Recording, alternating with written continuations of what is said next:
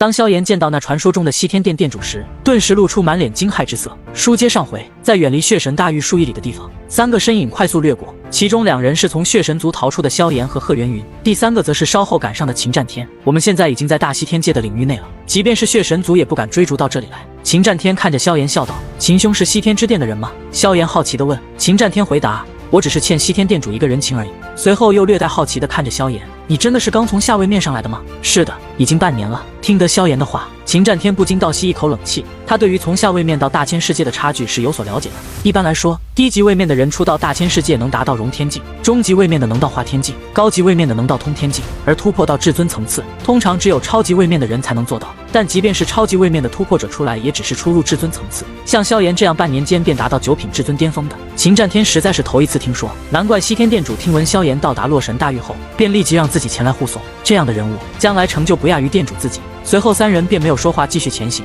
数小时后，他们终于进入了大西天界的内部地带。而此刻，萧炎的瞳孔却突然放大，因为他看到了一个让其十分震惊的景象。只见一片密密麻麻的参天古树出现在他们眼前。看着这些遍布的巨树，一股古老且熟悉的感觉涌上心头，惊骇之色顿时涌上萧炎脸庞，因为他知道，即便是其中一棵，也足以让他原来所在的斗气大陆震动不已。因为这些成片生长的巨树，竟然全都是传说中的菩提古树。出了什么事？贺元云察觉到萧炎脸上的惊异，问道。没事。萧炎闻言迅速回过神来，随意回答后便将视线转向树林深处。我们继续前进吧，目的地应该不远了。听得此话，贺元云和秦战天虽然有些疑惑，但还是耸了耸肩。3人再次以惊人的速度横穿森林上空。在飞行中，萧炎还注意到了一些身影从遥远的天边掠过。让他吃惊的是，这些进出森林的人物几乎都达到了至尊层次，他们都是按照战皇殿主的指令去执行任务的。我是当作为还情。一旁秦战天解释道。什么任务？听得询问，秦战天说道。西天殿主原是下位面的突破者，之前他的位面其实并未遭受域外邪族的侵袭。若把下位面划分为东西南北4区，那么西天殿主所在的区域内的所有位面中，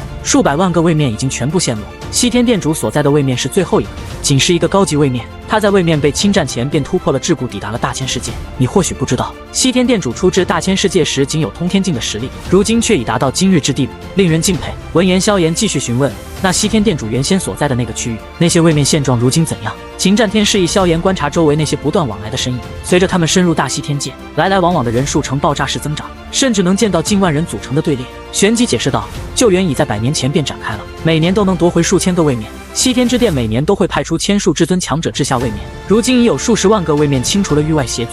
一旁贺元云突然提出疑问，西天之殿有那么多至尊强者吗？你知不知道西天之殿有一方西天灵盘？秦战天转而向贺元云问道。后者回答，西天之殿的镇殿神器，据说能窥探大千世界任何角落，感知下位面突破者的存在，略有耳闻。秦战天点了点头道，没错，那些突破者就是西天之殿的新鲜血液，100年间正是靠这些突破者维系。对西天之殿而言，治护突破者至关重要，尤其是高级位面以上的。如今大千世界中有5个类似西天殿这样规模的下位面联盟，加上西天殿共6府，在这6大联盟中，西天殿对下位面的反攻援助力度最大。而且西天殿主本身就是好战之人，因此也被称为西天战皇。经过数十分钟的飞行，萧炎终于看到了他们的目的地，眼前展现的是一片浩瀚而辽阔的大陆，无数山峰耸立。呵呵，这位就是萧炎小友吧？欢迎来到西天之殿。就在此时，突然一道笑声在天地间响起，伴随而来的天至尊威压让的萧炎3人心中一震。秦战天，此次你为我西天之殿带来了一位不凡之客，将来西天之殿必定有所报答。闻言，秦战天轻笑着回应道，这次帮忙也算是还个人情。旋即他转向萧炎2人说道，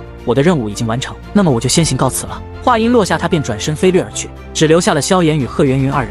老前辈，您是西天之殿的殿主吗？萧炎望向天际，突然开口问道。老夫乃西天之殿的大长老。那道声音再次回荡在天地，随即萧炎2人看到，在不远处的空间，一位白衫老者的身影缓缓显现。我想见西天殿主。萧炎见状，连忙笑着拱手道，刚抵达大千世界便已拥有9品至尊实力，实在让人佩服。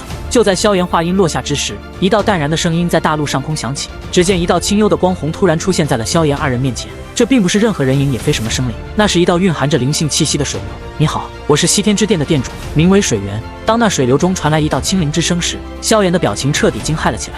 与此同时，在距离西天界数十亿里之外的一片天地，这里的景象呈现出一种暗淡色调，天空被如墨般黑暗的云层所覆盖，下方则是一望无垠的荒凉大地。此时2道身影在一块巨大的岩石之上，他们看着这片满目疮痍的大陆，皆是轻轻一叹。站在前方的是一名素衣女子，在她身后则是一名身着淡青衣裙的女子。此时素衣女子转过头问道，你叫薰儿是吗？很好听的名字。由于你的位面未被邪族侵扰，所以你的气息尚未变质，大千世界的那些联盟也就无法探查到。如果没有其他紧急事情的话，不如跟我一同游历这大千世界如何？”